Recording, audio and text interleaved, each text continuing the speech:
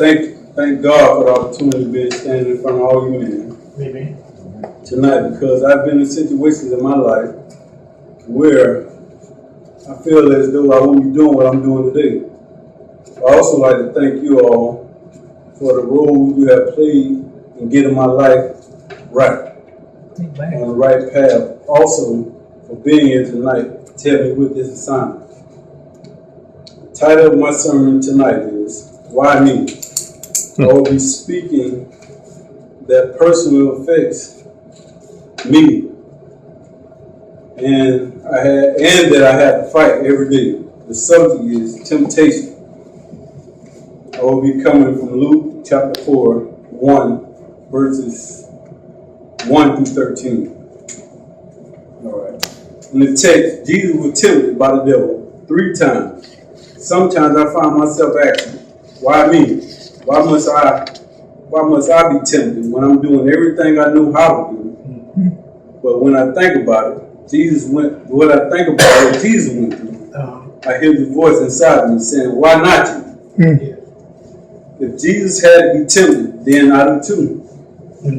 If it wasn't for Jesus, I would be dead in my sins without even a chance to make it right. Jesus went to the wilderness for 40 days to be tested by the devil. He ate nothing during those days. And when it was over, he was hungry. All right. If you understand the text, it said that he went to the wilderness for 40 days and ate nothing. Then he came out and he was hungry. But the devil tested Jesus while he was going through the fast, through the wilderness, through his through his what do you call it? His fast. All right. When Jesus came through the wilderness for 40 days. Oh man, hold on, stop. You all right? Oh, that's good. Yeah. Run that. What you do with us? Take your time. Good. Your house. You fine. All right. In the text, Jesus was tempted 3 times. Sometimes I find myself asking, why me? Why must I be tempted when I'm doing everything I know how to do? But then, when I think about what Jesus went through, I hear his voice inside me saying, why not you? If Jesus had to be tempted, then so do I. If it wasn't for Jesus, I would have died in my sins without a chance to make it right. Jesus was in the wilderness for 40 days. He ate nothing during those days. And they was over, he was hungry. That hunger Jesus felt let us know that Jesus was human, like us, and could feel. The devil is smart. He knows how to attack you when you're at your lowest. The devil is smart. He knows what to attack you with, and more importantly, when to attack. The devil chooses to attack every time when you're at your weakest moments, just like he does us. The devil said to Jesus, if you are the Son of God, tell these stones to become bread. When we are at our lowest, weakest points, everything that makes the flesh work, it is at the devil's disposal. Wow, that's good. And Jesus answered the devil with it is written. We have to get to the same place where we can answer the devil with the word of God. Right. Jesus said, man must not live on bread alone, by every word that proceeds out of the mouth of God. Right. Somebody say one. Because on this walk we are tempted by something. It may be porn, money, women, drugs, or sex, or something will try to set you off and cause you to pick up that old active food suit. The devil is always on his job. When we know that it's his job to steal, kill, and destroy us, or better yet, to cause us to lose faith in God, trying to belittle us by making us believe we're not worthy of grace. We all know that grace is the key to the door that opens, the door opens to being free within yourself. So the devil took Jesus up and showed him all the kingdoms of the world in a moment's time. The devil said to Jesus, I will give you all the splendor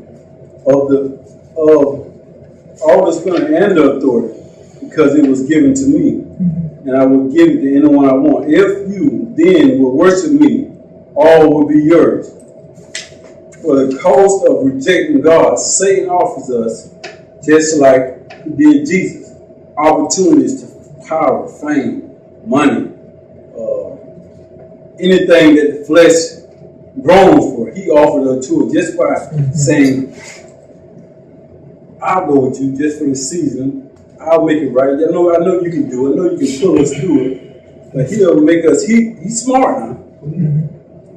All right, the deal the devil makes with us sometimes seems too good to pass up. When you're broke, it's hard to pass up the riches of the world.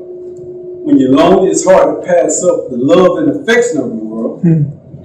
If only by Jesus' obedience to his Father that he will become the King of Kings, possessing all authority and power. Jesus answered him, worship the Lord our God and serve him only. We have to do the same thing and realize that no matter how good it looks, we can only serve God. Somebody says number 2. Somebody says 2. 2. This is for you, truly knowing the word of God for yourself, because it is written in 2 Timothy 2:15 that we must study to show ourselves approved. This is important because the words we speak and the words we do will be tested, and we have to be able to put the word on it, like Elder Malcolm was saying. And lastly, the devil took Jesus to Jerusalem, had him stand on the pinnacle of the temple. If you are the Son of God, throw yourself down from here, for it is written, he will give his angels orders concerning you to protect you. They will support you with their hands so that you will not strike your foot against a stone. And Jesus answered him, it is said, do not test the Lord your God. Somebody say 3. 3. Which to me is the most important part. We really have to know who we're fighting against. Look at how the devil set up the last temptation. He tried to use the word of God against God. Many times we get mad at our brother because we feel we were done wrong, being used, or whatever the case may be. But this last temptation, Christ really let us see how low down the devil is. If we are not careful, we will allow him to undermine the word of God. The devil knows the word of God better than us, and he will use it to his advantage whenever we allow him to. Luke 4:13 says that when the devil was finished tempting God, that he departed from Jesus for a time. This year, let all Christians know that the temptation will be knocking on your door. You may get a break every now and then, but the devil is not a quitter. He just takes a break, goes and comes up with a better plan for the next time. So you have to be prepared to read and study the Word of God so that it comes, so when the time comes, we will know that the Word of God, we will know the word to put on the devil to let him, when he's looking for someone to devour. Remember, God said that he will not put nothing on us that we can't bear. So if we are going through something, God knew that we can stand it. God bless, man. That was my sermon for school. But we have to understand that temptation is from the devil. God doesn't he doesn't tempt us, but the devil does. So we just have to understand, man, that this walk ain't easy, and every day is a struggle. So every day we have to stay prayed up, continue to pray, and just make the best of it, man. God bless, man. I noticed some things here. The application with talking about the flesh being given the scriptures as it relates to 2 Timothy.